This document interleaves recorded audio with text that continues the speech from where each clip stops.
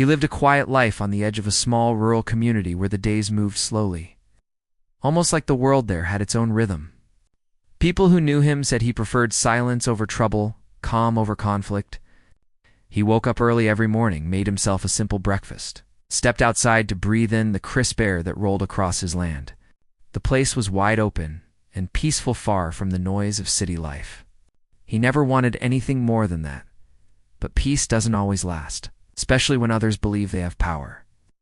Where they done, his land stretched far beyond what most people could see from the road.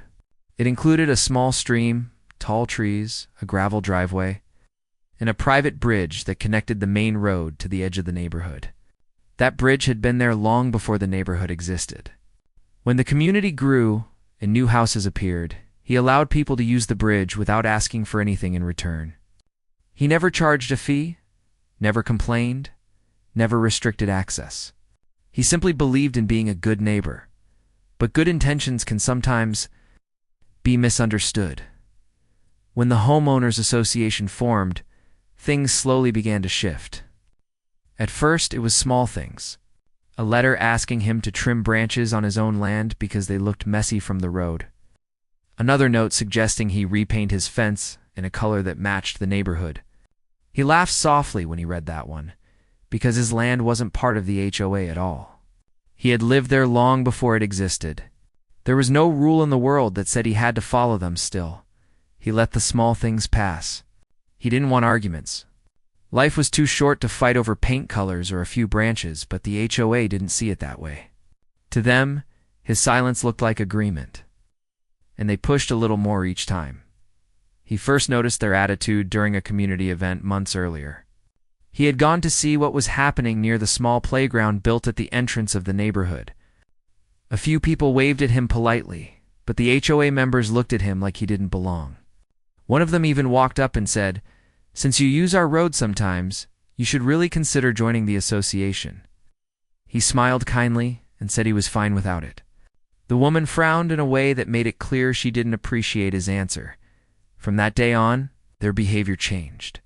They began leaving notes more often, each one sounding a little more demanding. Some neighbors whispered to him that the HOA didn't like how he kept things simple. They didn't like his old truck, his rusty tool shed, or the fact that he didn't attend meetings. But he paid them no mind. It was his land, his life, and his right to live the way he wanted. The real problem started when a few HOA members crossed onto his property without permission. One of them claimed they were doing an inspection for neighborhood improvement. He pointed out the boundary line and told them to leave immediately. They left, but not without grumbling. A week after that incident, he found something on his fence. Another letter, this time more aggressive. It said he needed to follow community guidelines or face consequences. He didn't even finish reading it. He folded it slowly and tossed it in a drawer. He hoped the situation would end there. But that wasn't how things unfolded. One late afternoon, after running errands in town, he drove back toward his house. The sky was turning soft shades of orange and pink, the kind that made the fields look warm and glowing. He felt relaxed as he turned down the dirt road that led to his property. But as he neared his driveway, something unusual caught his eye. His gate was shut. He only closed it when he traveled for long periods. Today wasn't one of those days. As he pulled up to it, he noticed something shiny hanging from the chain, a brand new lock. He stepped out of his truck slowly, trying to understand what he was seeing.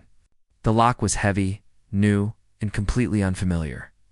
He touched it, and the cold metal told him it had been put there recently, maybe that very afternoon. His eyebrows lowered as he leaned in closer. On the side of the lock, scratched roughly into the surface, were 3 familiar letters, the initials of the Homeowners Association. He let out a long breath, not of anger, but of disappointment. Of all the things they could have done, this was the most disrespectful. Locking another person's gate wasn't just rude, it was illegal. For several moments, he just stood there, staring at the lock while the wind rustled the dry grass around him. A bird landed on a fence post nearby as if waiting to see what he would do. But he didn't get angry. Anger wasn't his way. Instead, he walked back to his truck, opened the toolbox in the back, and took out a cutter.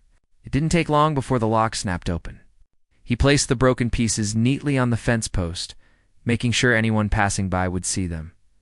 Then he opened the gate and parked. His truck, he could have ignored the whole thing. He could have let it go like the letters, the complaints, and the unwanted visits. But this was different. This wasn't just another note or a rude comment. This was someone physically touching his property without permission. He stepped inside his home, washed his hands, and made himself a warm meal. As he ate in silence, the sun fully set and shadows filled the room. He didn't turn on all the lights. He liked the soft glow of the lamp by the window, but his mind wasn't quiet anymore. After he finished his meal, he decided he would talk to the HOA president. He didn't want to fight, but he wanted to make things clear. Respectfully, directly, and calmly. He walked to her house. The streetlights flickered on as he approached. When he knocked on the door, she opened it with an annoyed expression, not even waiting for him to speak. "What now?" she said sharply. He didn't let her tone bother him. "You locked my gate," he said simply. "It's community enforcement," she replied. "We warned you. If you don't follow our rules, we have to take action." He took a slow breath. "I'm not part of your community. You don't have authority over my land, and what you did is illegal." She crossed her arms. Her face tightened. "If you want to live here peacefully, you must cooperate." He looked at her calmly. "Peace comes from respect, not control." There was a long silence. She didn't know what to say. He didn't raise his voice, didn't threaten, didn't insult her. He simply told the truth. When he walked back home, he could feel her angry eyes on his back, but it didn't matter anymore. The moment he stepped onto his porch, he knew something had changed. He sat down in his chair, listening to the wind move through the trees. The stars were beginning to appear in the sky. Bright and quiet, they had crossed a line. He had shown them patience, kindness, and space. He had allowed the community to use his land freely. He had never complained, never demanded anything. But they had mistaken that kindness for weakness. People often forget that even the calmest person has limits. As he sat there, he realized something important. The HOA believed they had power over him, but they didn't understand the full picture. They didn't know how much they depended on the land they kept trying to control. They didn't realize that every day, they crossed a bridge that he owned. A bridge they never paid for, never maintained, and never thanked him for. He leaned back in his chair and watched the night settle in. He wasn't going to argue. He wasn't going to shout. He wasn't going to get into a meaningless fight, but he was going to act, and when he finally did, the entire neighborhood would understand that the quiet man at the edge of the land wasn't someone they could push around. Not anymore. The morning after the gate incident felt different. Even before he stepped outside, there was a kind of heaviness in the air. It's a kind that tells you something has shifted. Some line has been crossed that can never be erased. He woke up early as usual, but his mind wasn't as calm as it normally was. He brewed himself a cup of tea and looked out the window at the land that had always brought him peace. Everything outside looked the same: the tall grass, the gravel path, the small shed, the open fields, but inside him, something had changed. He had always believed in staying quiet, letting people be who they were, avoiding conflict. But now, he had a different thought in his mind, one he couldn't ignore. He needed to take back the respect that had been ignored for too long. After breakfast, he stepped outside to check the gate again. The broken pieces of the lock still sat on the fence post, shining in the soft morning light. Anyone who passed by would clearly see what had happened. He left them there on purpose, not to embarrass anyone, but to show that he wasn't going to tolerate being pushed around anymore. As he stood there, a neighbor walked by. He wasn't someone who talked much, just a gentle, older man who liked morning walks. He slowed down when he reached the gate. "I heard what they did," the man said quietly. "That wasn't right. They shouldn't have touched your property." He appreciated the honesty. "It's okay. I'll handle it." The man nodded, but his expression showed worry. "They think they can control everyone. But you're the only one with land they really depend on. Maybe they've forgotten that." He didn't respond to that, but the words stayed with him.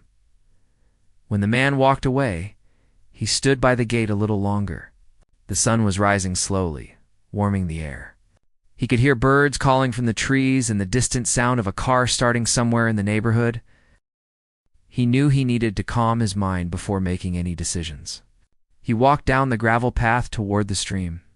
The sound of water always helped him think.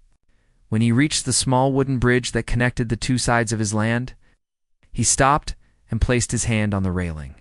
This bridge, this quiet, simple structure, it was more important than anyone realized. Years ago, before the neighborhood existed, the bridge was just part of his land.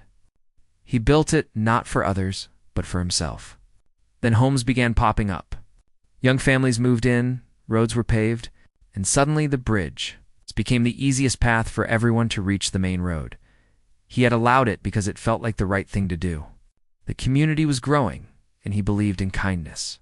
But now, standing there, he realized something that he had pushed aside for years. The bridge wasn't just a convenience, it was a lifeline. Not a single HOA member had ever asked permission to use it. Not once had they offered to help maintain it. They simply assumed it belonged to them the way they assumed they had the right to lock his gate. As he leaned against the railing, he noticed something he hadn't paid close attention to before. A few planks felt loose beneath his shoes. Not dangerously loose, but enough to make him pause. He crouched down and touched one of the boards. It was thinning in the middle, worn from years of use. He stood slowly and looked across the length of the bridge. People cross this every single day. Cars, bicycles, strollers, even delivery trucks. And yet no one ever thought about what might happen if something went wrong, and if someone got hurt. The responsibility would fall on him. That thought alone made him uneasy. All these years, he had been the one who carried the weight of the risk without anyone knowing. And now, after the gate incident, he realized just how little the HOA respected him or his property. He stayed there for a long moment before walking across the bridge. His steps were slow, thoughtful. On the other side, he turned back and looked at it again, seeing it differently this time, not just as part of his land, but as a piece of responsibility, a piece of leverage, and a piece of truth. Something had to change. Later that morning, he drove into town to pick up supplies. While he was out, he stopped at the county office to ask a few questions about property law. The clerk there was helpful and confirmed everything. He needed to know the bridge was his, completely. The land around it was his. And if it wasn't safe, he had not only the right, but the legal responsibility to close it. Till repairs were done, no one could force him to keep it open. No one could claim ownership. No HOA rule applied. The clerk showed him documents, maps, and records that clearly stated the property lines. He left the office with a quiet confidence he hadn't felt in years. On his way home, he passed through the neighborhood. People were outside, watering plants, walking dogs, talking near driveways. A few gave him friendly waves. A few looked away quickly, probably having heard about the argument with the HOA president, but he didn't hold anything against them. As he drove past, he noticed the HOA president standing at her window, watching him with narrowed eyes. He didn't slow down. He didn't stop. He didn't need to. He had learned something important that morning. Something that would change everything. When he pulled onto his property, parked the truck and walked straight toward the bridge again. He inspected it carefully this time. He pressed down on the boards, checked the railings, looked underneath where the water flowed. Some parts needed repair. Some parts were worn thin. Nothing shocking, but enough to make it unsafe if left alone. He stood up and nodded to himself. He wasn't going to wait for things to get worse. He wasn't going to wait for the HOA to cause another problem or take another step onto his property. He was going to do the smart thing, the legal thing, responsible thing. The bridge needed to be closed. He didn't make the decision out of anger. He didn't make it to punish anyone. He made it because it was the truth. If the bridge was his responsibility, then he would take that responsibility seriously. And maybe, when people saw the bridge closed, they would finally understand the value of what he had quietly given them for years. Later in the day, a few neighbors walked by and noticed him studying the bridge. One of them asked, "Everything okay?" He simply replied, "It needs work. I have to close it for now." The neighbor looked surprised, but didn't question him. People rarely questioned what he did on his own land. That evening, he made a simple wooden sign and placed it near the entrance to the bridge. It read, "Bridge closed for safety inspection. No crossing." He placed a rope across the entrance, not a harsh barrier, just enough to make it clear. When the sun went down, he sat on his porch again, listening to the night sounds. He knew by morning the entire neighborhood would know what he had done. He didn't do it to start a fight. He didn't do it to get revenge. He did it because the HOA pushed him to a point where he had to remind them, and himself, that his land mattered, his decisions mattered, and his quiet nature wasn't something to take advantage of. Tomorrow, there would be questions, there would be noise, there would be reactions. But tonight, for the first time in a long while, he felt at peace with the choice he had made. He didn't know what to expect when he walked into that small rehearsal room the next morning. The air still smelled faintly of brass polish and old carpet, and the soft buzz of people warming up their instruments filled the hallways outside. But inside the room itself, it was quiet, almost strange, like the place was holding its breath. He stepped in slowly, unsure if she would even show up. After everything that had happened the night before, after the way the crowd reacted, after the way she had surprised even herself, he had no idea what her next move would be, but there she was. She sat on a simple metal chair in the corner, trumpet case resting on her lap, hands gently clasped on top of it. She wasn't practicing. She wasn't even adjusting anything. She was just waiting. And for a moment, he felt an unexpected wave of relief wash over him. She looked up when she heard the door close, her eyes tired but not defeated, and she gave him a small nod. It wasn't a greeting exactly, more like a quiet acknowledgement that they were now standing at the edge of something neither of them was fully understood yet. He crossed the room, dragging another chair toward the center, and motioned for her to join him.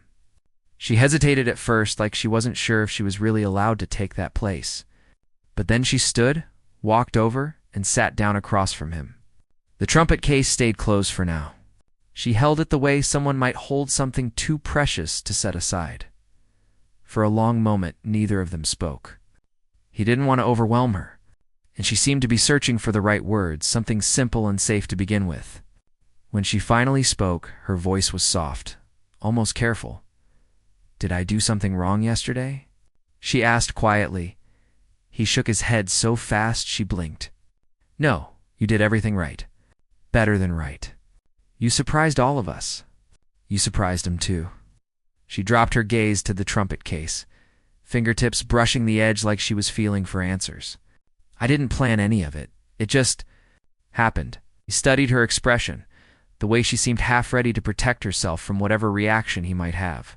It made him realize that maybe she had spent her whole life trying to stay small, stay unnoticed, stay out of the way until someone pushed her into the spotlight without meaning to. And she had responded with something honest and pure, something that came from a place most people never got the chance to show. "Sometimes," he said gently, "the moments we don't plan are the ones that show who we really are." She took a slow breath, as if absorbing his words one by one, but then her eyebrows pulled together. "Everyone was staring at me. I could feel it. I didn't know if they were angry or surprised. Or maybe they thought I was showing off. Showing off." He actually laughed, but not in a way that made her feel small. "No, you weren't showing off. You were standing your ground. You were sharing your voice. A lot of people spend their whole life trying to learn how to do that." She sat back slightly, and something in her face softened. "I've never shared it with anyone before," she admitted. "Not seriously. Just at home, late at night. My father used to say playing was a personal thing, like a secret you only share with music itself." There was a tenderness in the way she spoke, and he understood immediately that this wasn't just an instrument to her. It was a memory, a story, a connection she kept close, because it meant more than anything else. And last night, she had opened that part of herself in front of hundreds of strangers. "Your father must have been proud of you," he said quietly. She nodded once, a slow, distant movement.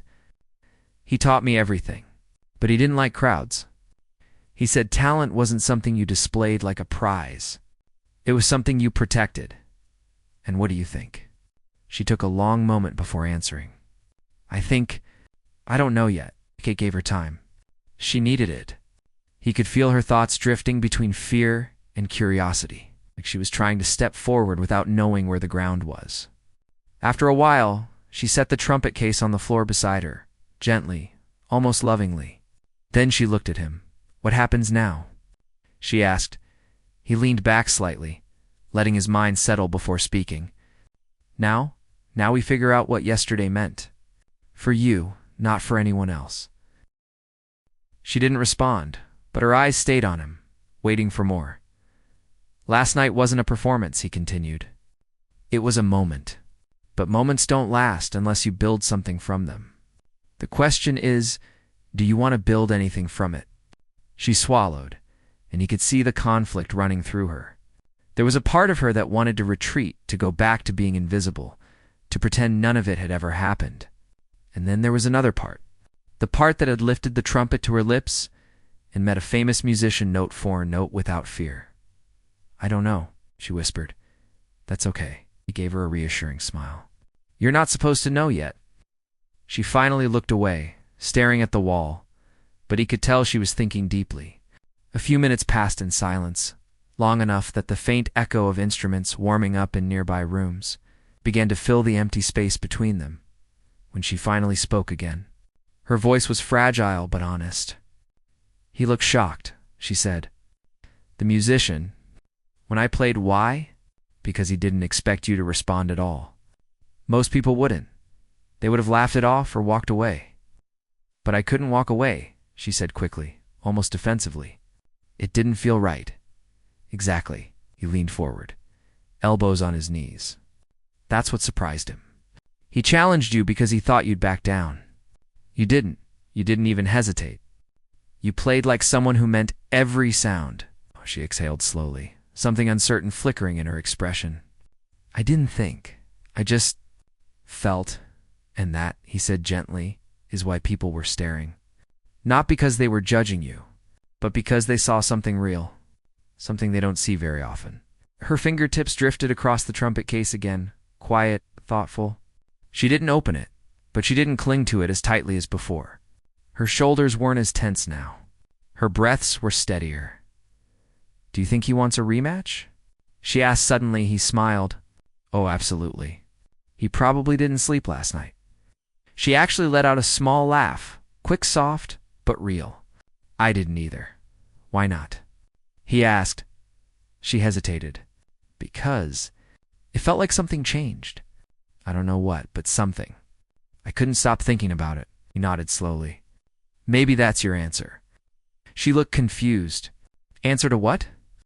To whether you want to keep going? She didn't reply, and he didn't push. Instead, he stood up, walked to the far corner, and picked up a simple stand with sheet music clipped to it.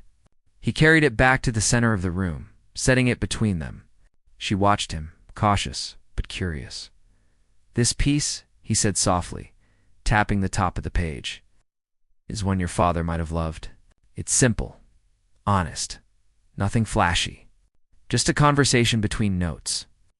She didn't reach for her trumpet yet. Instead, she stared at the sheet like it was something sacred. Why are you showing me this? She asked. Because you're not ready for performance halls or big crowds. And you don't need to be. But you are ready for one thing: learning who you are when you play without fear.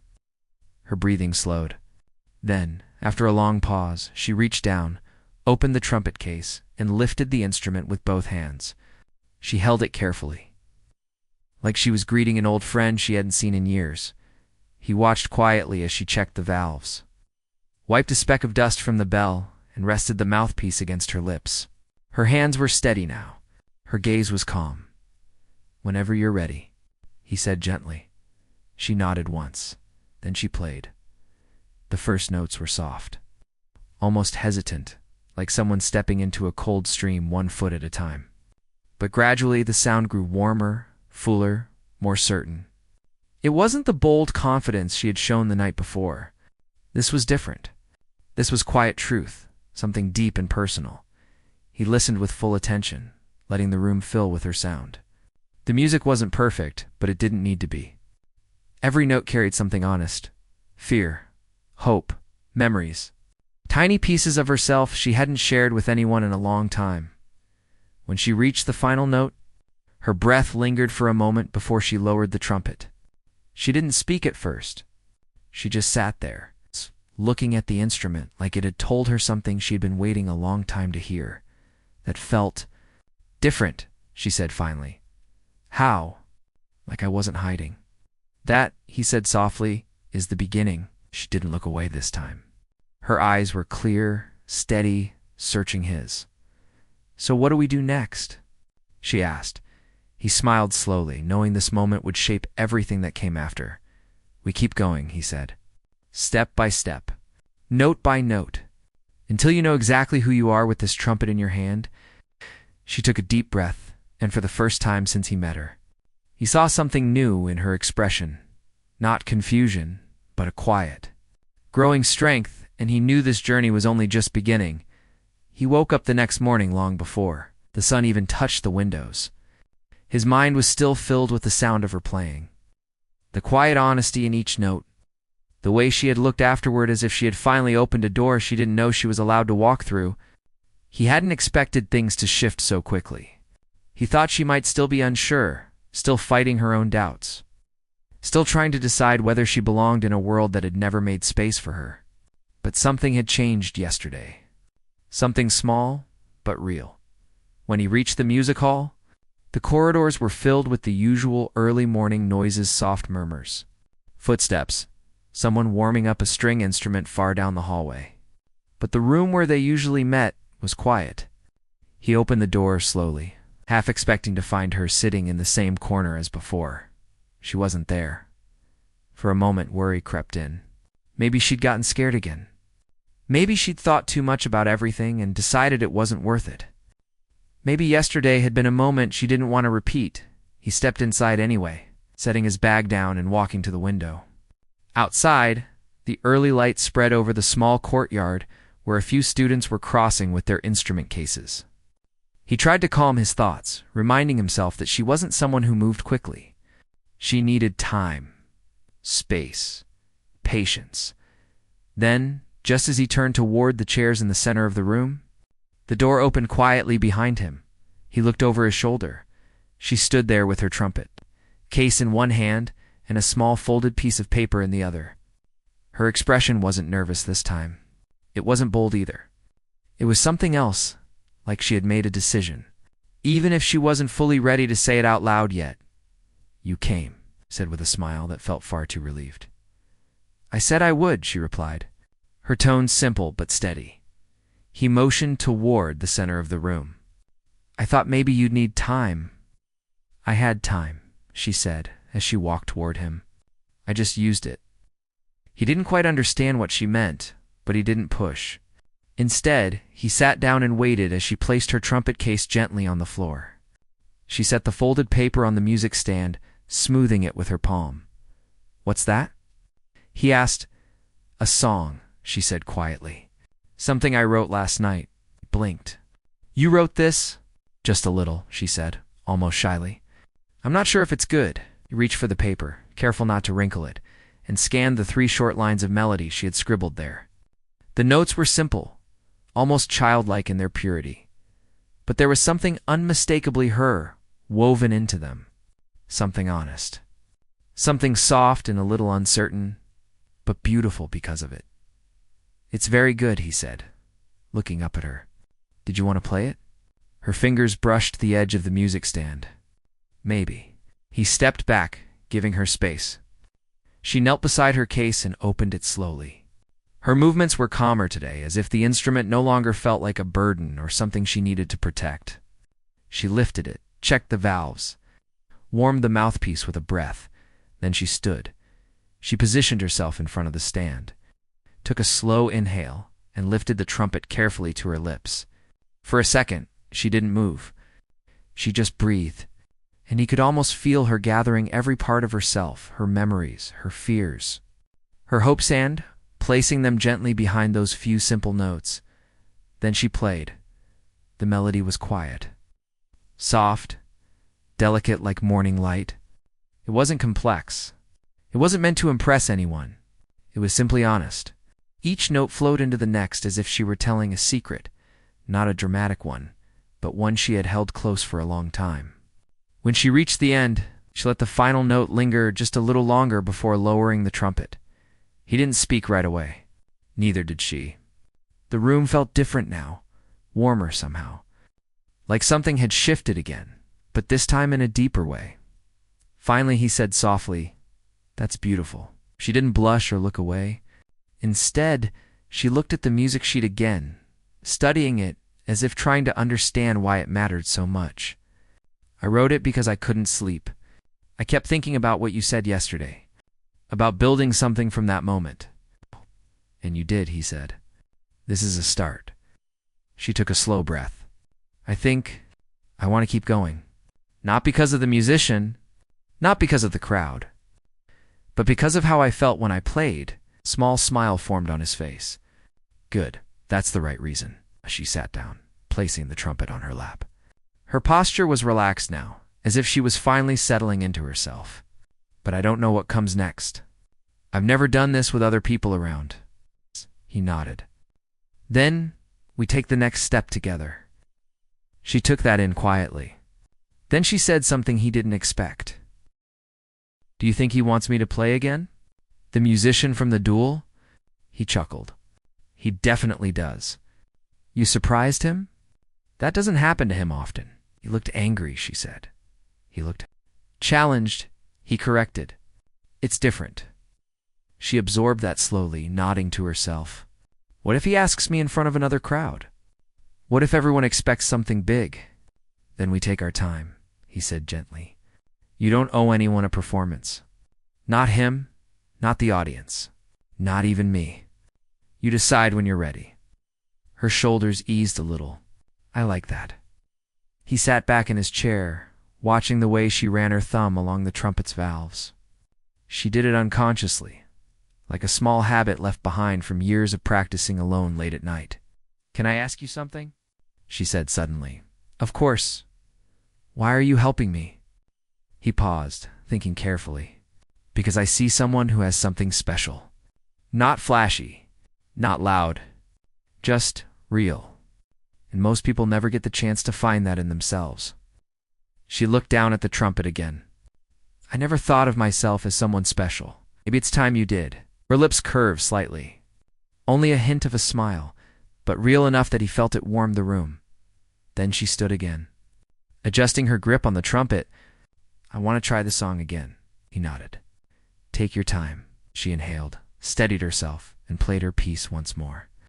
This time, it was fuller, clearer, more confident, not because she was trying to impress him, but because she was letting herself lean into the music instead of holding back. When she finished, he clapped softly. She laughed a little at that, not out of embarrassment, but out of quiet disbelief. "I can't believe I played something I wrote." She said, "Believe it," he replied. "There's more where that came from." The rest of the morning passed in gentle practice. They worked on breath control, tone, phrasing. Nothing advanced or overwhelming, just enough to help her feel grounded. She listened carefully, asked questions, tried again when she didn't get something right. And every time she improved even a little, her eyes brightened in a way that made him realize how much she had been holding back in her life. Around midday, suggested they take a break. She agreed, setting the trumpet down with care and stretching her arms. "You know," he said, "the festival organizers were talking this morning. They're thinking about doing a small open stage at the end of the week. It's not formal, more like an open invitation for anyone to try something." She froze. "For new players?" "For anyone," he said. "But mostly for people who want to share something simple. No pressure. No expectations." She looked uneasy. "You're not asking me to go, are you?" "I'm not asking anything," he replied gently. "I'm just telling you it's happening." She sat quietly for a few moments. Then she whispered, Maybe not this time." "That's okay," he said. "There's no rush." She seemed relieved by his answer.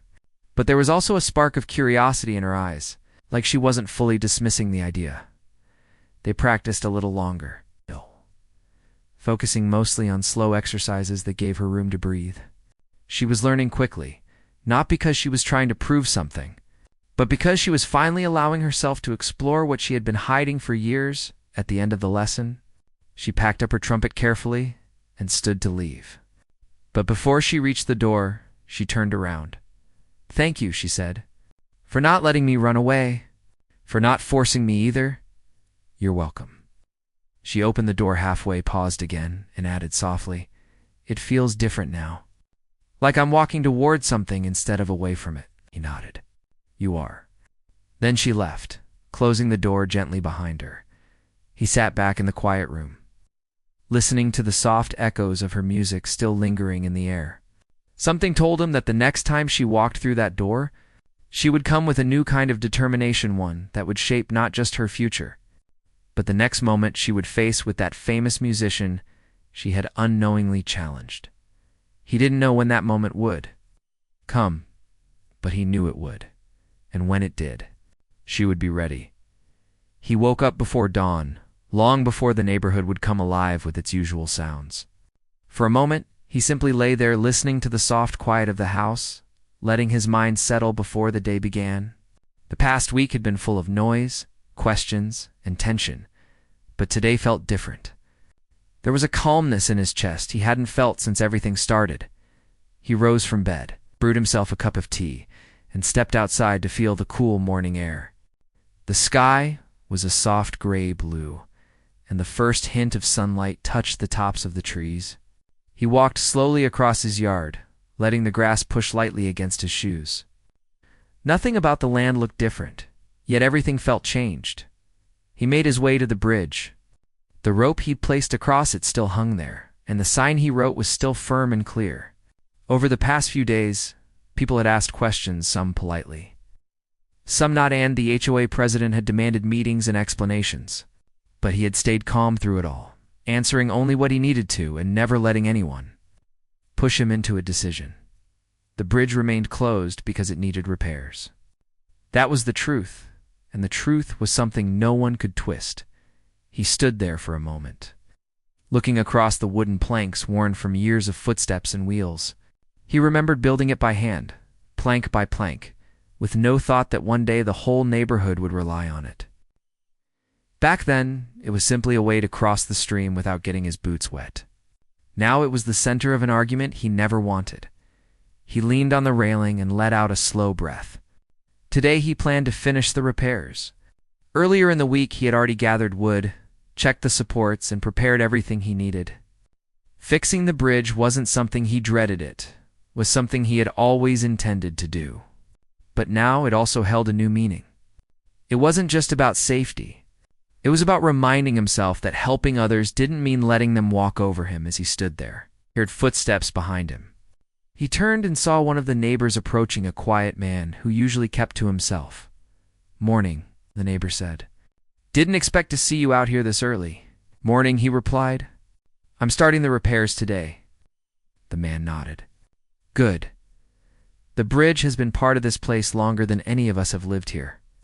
He hesitated before adding, "I'm sorry about the trouble the HOA caused you." "They forget that not everything belongs to them," he smiled gently. "It's all right. Things get confused when people forget to ask." The neighbor chuckled softly. "Well, if you need an extra pair of hands, I'm around." He appreciated that. "Thank you. I'll let you know." The man waved and continued his walk. He watched him go before turning back to the bridge. The sun was higher now, warming the surface of the worn boards. He picked up his tools from the shed and began the slow, steady work of repairing the structure. He removed the weak planks, replaced them with new pieces of wood, tightened the bolts, and cleaned the railings. His movements were calm, almost meditative. Every sound of hammering echoed across the quiet yard in a steady rhythm as he worked. He thought about everything that had happened. He had always believed in being patient and kind. He had never wanted conflict with anyone. But sometimes kindness needed boundaries, and patience needed strength. He wasn't angry anymore, not at the HOA, not at the president, not at the situation, but he did feel wiser. Midway through the repairs, he heard someone calling his name. He turned to see the HOA president herself, standing at the edge of his yard, looking both hesitant and annoyed, as if she didn't know which expression suited the moment. "Are you busy?" she asked, though it was clear he was. He wiped his hands on a cloth. "I'm working on the bridge." She stepped closer, but stayed on the grass, not daring to step onto the land she had once tried to claim control over. "We need to discuss when you're going to open it again. People are using the longer road and they're frustrated. I'll open it when the repairs are finished," he said simply. She nodded, though it was obvious she wanted more control over the decision. "The community needs clear communication." "I've communicated everything that matters," he replied calmly. "The bridge was unsafe. It needed work. I'm fixing it. That's all anyone needs to know." She pressed her lips together. "You should have told us before closing it." He met her eyes. "You should have asked before locking my gate." She froze at that, the memory hitting her like a stone. He didn't raise his voice. He didn't accuse her. He simply stated the truth. She shifted uncomfortably, her confidence slipping. "We made a mistake," she said finally, in a tone that suggested the admission cost her something. He nodded. "People make mistakes. The important part is learning from them." She looked at the half-raped bridge, then back at him. "Are you planning to put up a new rule? Something about access?" "No," he said. "I don't need rules. Respect is enough." That answer seemed to catch her by surprise. She had expected a list of demands, perhaps even retaliation. But instead he offered something she hadn't shown him in return: grace. She swallowed and looked down at the ground. "The community. We rely on this bridge." "I know," he said. "That's why I'm fixing it." She nodded slowly, then turned to leave. Before she walked away, she added quietly, "Thank you for not shutting it down forever." He didn't answer. He didn't need to. She walked away with her shoulders lower than when she arrived. He returned to his work, and by late afternoon, the repairs were complete. The new planks were strong, the supports steady, and the railings smooth. He stepped back and looked at the bridge with a sense of quiet pride. It wasn't perfect, but it was cared for. It was safe. He removed the rope, took down the sign, and placed his tools back in the shed. Later, as the evening settled in, he sat on his porch sipping tea. The birds were quieting, the sky softening into shades of orange and blue. The first neighbor to cross the repaired bridge was the quiet man from that morning. He lifted a hand in a small wave. "Looks great," the man called. He nodded back with a warm smile. Others followed throughout the evening. Some crossed on foot, some on bicycles. A few cars drove slowly across, the sound of the tires different now that the planks were new. Most people didn't say anything, but he saw the gratitude in their expressions. Even the HOA president drove across at one point. She didn't stop or wave, but she didn't need to. The simple fact that she crossed without acting like she owned the place was enough. As night fell, the world around him grew quiet again. The moonlight settled over the bridge, giving it a soft glow. He let out a long, peaceful breath. He didn't fix the bridge for the HOA. He didn't fix it because he wanted praise. He fixed it because it was the right thing to do. And because he had finally learned that doing the right thing didn't mean letting others take advantage of him. He had taught the neighborhood something without ever raising his voice. Respect isn't demanded. It's earned from moments like these. And as he sat there watching the steady flow of people who now understood the value of what he had given them all these years, he felt something settle inside him. A simple truth. He hadn't closed the bridge to punish anyone. He had closed it to remind himself of his own worth, and opening it again felt even better. Because this time everyone understood what it truly meant. He finished his tea, leaned back in his chair, and let the quiet night embrace him. Tomorrow would be peaceful, and this time, it would be a peace he had earned.